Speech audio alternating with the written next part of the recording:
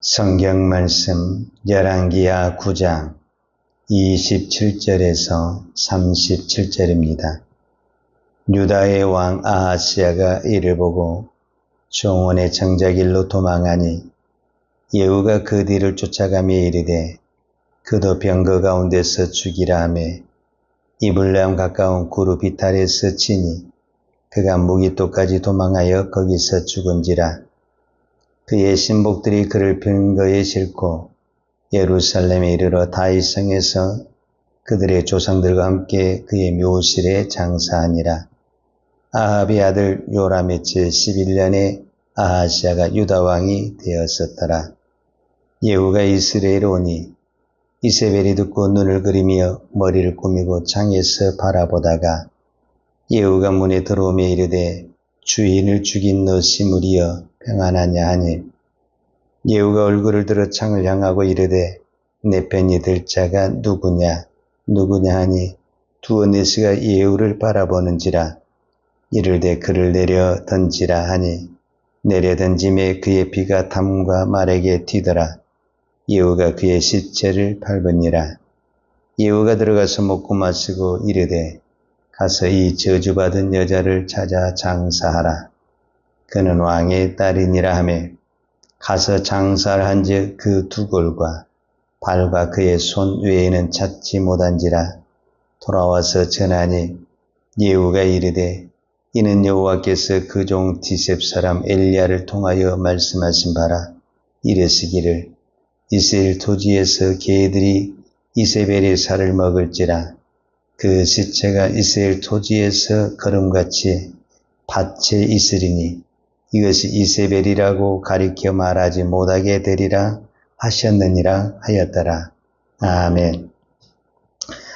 열왕기하 9장은 아합과 이세벨에 대한 하나님의 심판이 어떻게 이루어지는가 하는 것을 볼 수가 있습니다. 하나님은 이미 이스라엘 왕에는 요람 왕이 있었고 그 다음에 남쪽 왕에는 아하시아 왕이 있었습니다. 그런 상황에서 하나님은 이 아합의 집을 심판하기 위해서 엘리사 선지자를 통해서 별도의 한 왕을 세우는데 그 사람이 예후입니다. 열왕기하 9장 1절에 보면 선지자 엘리사가 선지자의 제자 중 하나를 불러 이르되 너는 허리를 동이고 이 기린병을 손에 가지고 길앗 라못으로 가라. 거기에 이르거든 임시의 손자 여호사밧 아들 예후를 찾아 들어가서 그의 형제 중에서 일어나게 하고 그를 데리고 골방으로 들어가 기린병을 가지고 그의 머리에 부으며 이르기를 여호와의 말씀이 내가 내게 기름을 부어 이스라엘 왕으로 삼노라 하셨느니라 하고 곧 문을 열고 도망하되 지체하지 말지니라. 즉 하나님은 요람의 군대 장관이라고 할 수 있는 예후에게 기름을 부어서 이스라엘 왕을 세우고 아합과 그 집안을 심판하게 하십니다. 자, 이미 아합은 열왕기상 22장에서 아람 나라와 전쟁을 하다가 거기서 죽습니다. 그리고 우리가 어제 본문에서 보았던 것처럼 요람, 즉 여호람이라고 말하고 요람이라고 말을 하는데 아합의 아들 요람이 이제 예후의 손에 죽습니다.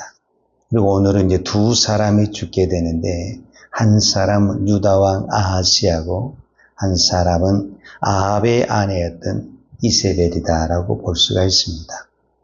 자, 아합의 집을 멸망을 시키는데 왜 하나님은 유다왕 아하시아까지 죽이는가? 이제 우리가 이 부분에 대해서 생각해 볼 수가 있는데 이제 이 아하시아가 어떤 사람이냐 하면 우리가 왕조를 좀 살펴보면은 이렇습니다. 원래 북이스라엘의 아합과 남쪽 왕 여호사밧이 동맹을 맺습니다.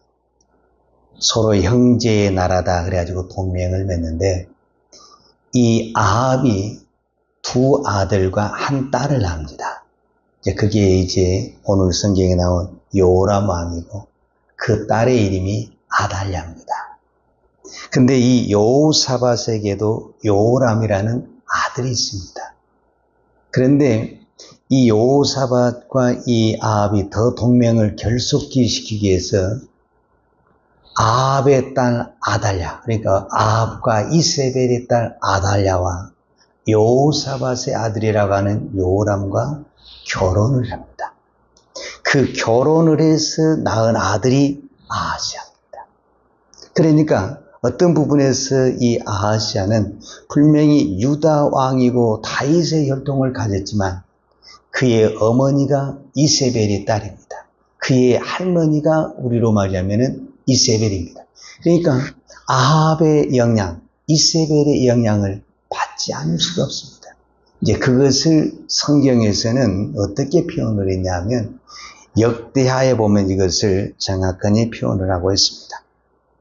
역대하 22장 제가 2절부터 읽겠습니다.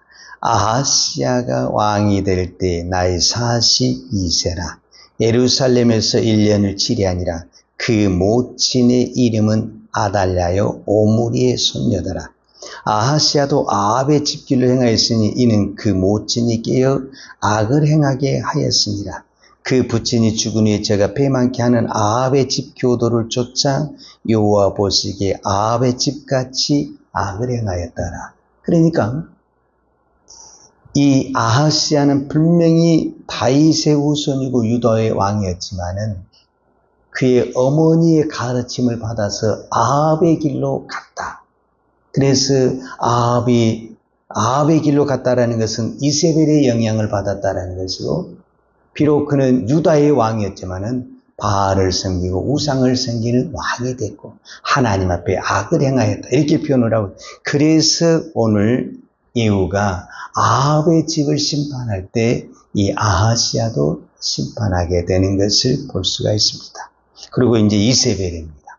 오늘 성경에서 이세벨이 죽습니다. 근데 이세벨이 어떻게 죽냐면은 예후가 죽인 것이 아니라 엄격히 보게 되면은 이세벨의 넷이 오늘 성경에 나와 보면은 9장 32절과 33절에 예후가 얼굴 들어 창을 향하고 이르되 내 편이 될 자가 누구냐 하니 두 넷이가 예후를 내다보는지라 이르되 그를 내려 던지라 하니 내려 던짐에 그의 피가 담과 말에게 튀더라.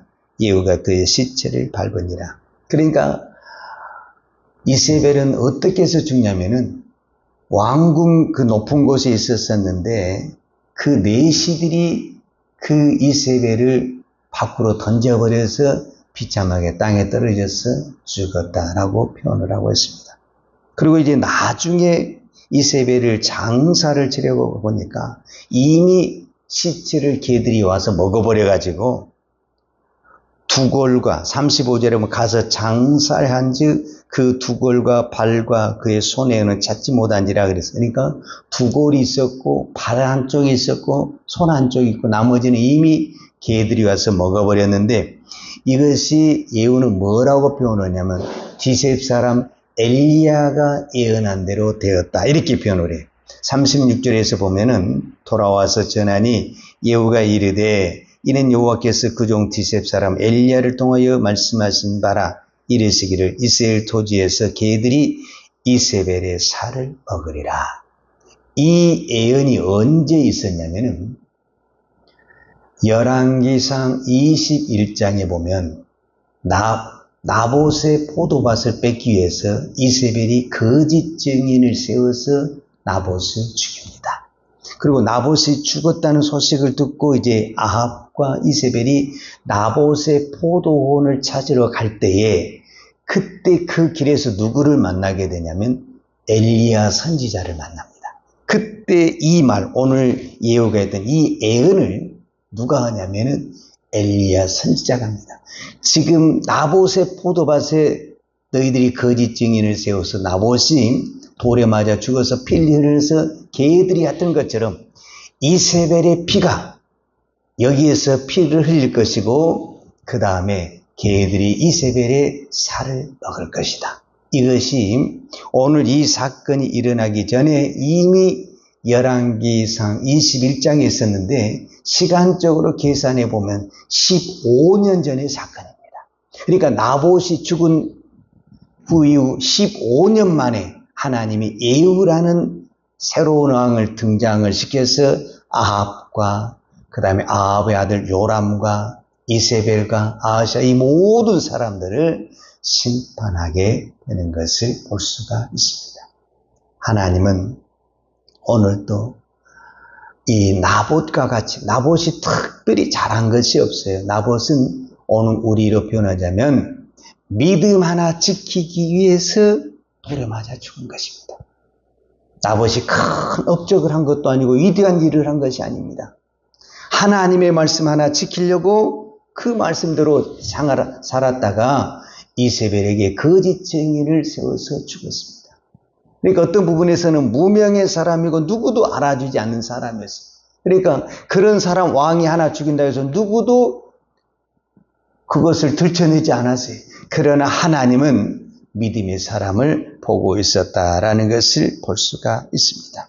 그러면 오늘 이 아합과 그 다음에 요람, 특별히 이 아하시아의 사건의 이 모든 일의 사건은 어디에서 출발했냐라고 말을 했을 때 사실은 여호사밧입니다. 저와 오늘 여러분에게 꼭 기억해야 될 사람이 여호사밧입니다. 사실은 여호사밧은 유다 왕 중에 선한 왕으로 남아 있습니다. 그는 율법을 지키고 하나님 앞에 제사를 드린 선한 왕입니다. 그런데 그 시대에 북이스라엘 아합 왕은 아주 악한 사람이었습니다. 세상 말로 우상을 섬기고 이렇게 선한 나봇을 죽이는 악한 왕이었습니다.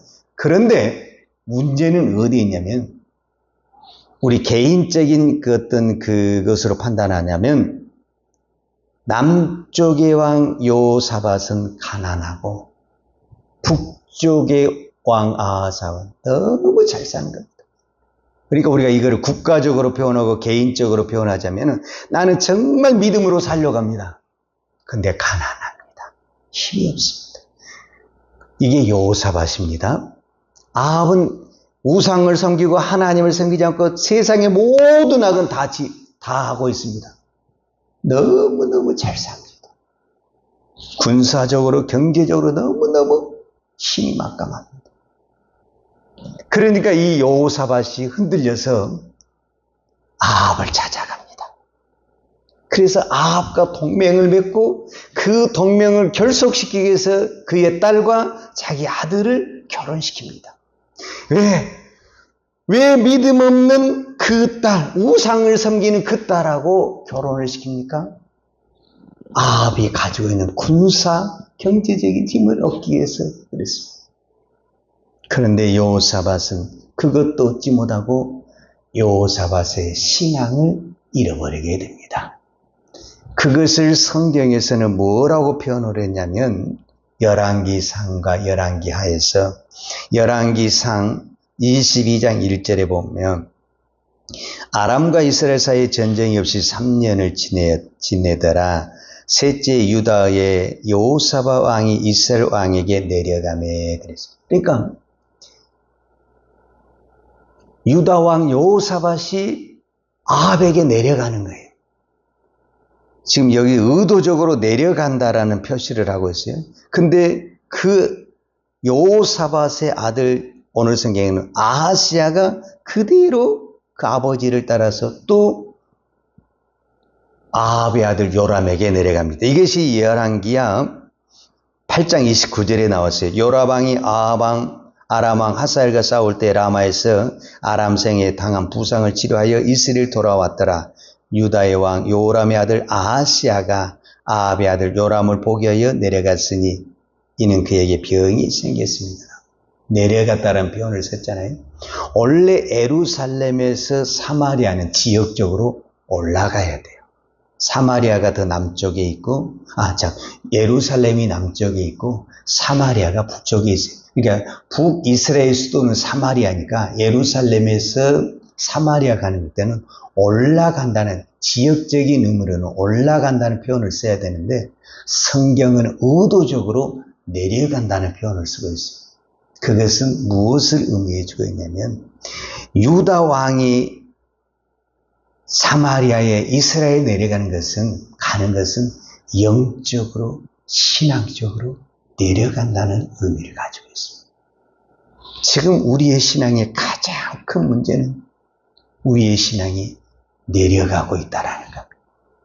여호사밧이 그 아합과 손을 잡기 위해서 이스라엘로 내려가고, 아하시아가 요람왕과 손을 잡기 위해서 자꾸 내려갑니다. 그래서 그들의 군사 힘을 빌리고 경제 힘을 빌리지만은 무엇을 잃어버리게 되냐면 신앙을 잃어버리게 되는 것입니다. 우리의 신앙이 내려가면은, 왜 내려가냐면 세상의 것을 붙들기 위해서 내려가는 것입니다.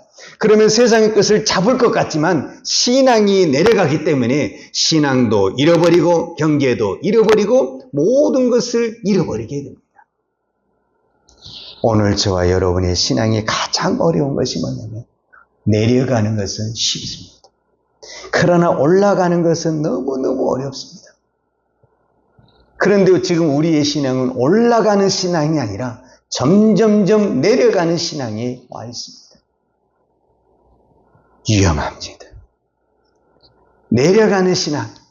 오늘 여호사밧, 그 다음에 아합, 아하시아, 이세벨, 이 모든 신앙이 무엇을 표현해 주고 있냐면 내려가는 신앙의 결말을 보여주고 있습니다. 우리의 신앙이 내려가면 금방 세상의 것을 잡을 것 같지만 믿음도 잃어버리고 신앙도 잃어버리고 세상의 모든 것을 잃어버리고 그의 인생은 마지막은 비극으로 끝나는 것을 볼 수가 있습니다.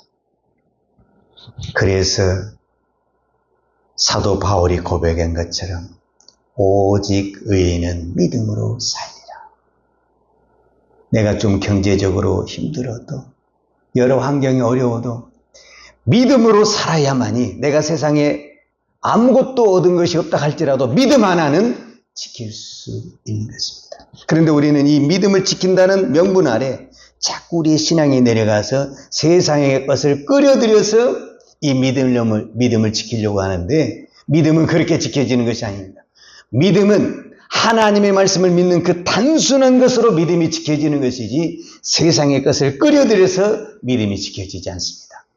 그래서 오늘 또 우리는 단순하지만은 오직 의인은 믿음으로 살리라. 이 한마디 말씀을 붙들고 믿음으로 살 때 세상의 모든 것을 잃어버린다 할지라도 믿음 하나 붙들고 있으면 결국 잃어버린 것이 아니라 다 얻을 수 있는 은혜가 있을 줄 믿습니다. 기도하겠습니다. 하나님 아버지 감사합니다. 오늘도 저희들에게 믿음으로 살 수 있는 은혜를 주시니 감사합니다. 오늘도 우리가 믿음으로 살기 위해서 기도합니다. 우리는 기도하면서도 믿음으로 살고 싶어 하면서도 세상을 붙들고 세상과 손잡을 때가 참 많습니다. 하나님 오늘 저희들에게 믿음의 은혜를 주셔서 오직 의인은 믿음으로 살리란 이 간단하고 단순한 이 하나님의 말씀을 붙들고 오늘 또 믿음으로 살아내는 믿음의 종 되게 하여 주옵소서. 예수님의 이름으로 기도하였습니다. 아멘. 유하는 내게 복을 주시고 너를 지키시기를 원하며 유하는 걸굴로 내게 비추사 은혜 베푸시기를 원하며 유하는 걸굴을 내 길을 향하여 드사 평강 주시기를 원하노라. 이제는 우리를 구원하여 주신 우리 주 예수 그리스도의 은혜와 독생자를 보내주신 아버지 하나님의 그 크신 사랑과 성령님의 풍성한 은혜가 오늘도 오직 의인은 믿음으로 살리라 이 한마디의 말씀을 붙들고 기도하며 오늘도 믿음으로 살기를 원하는 사랑하는 주의 종들 머리머리 예와 이 나라 이 민족과 한국 교회 위에 온 열방에 이 생명의 복음을 증거하는 선교사님들 예와 사랑하는 주의 자녀들 머리 위에 이제로부터 영원토록 함께 있을지어다. 아멘.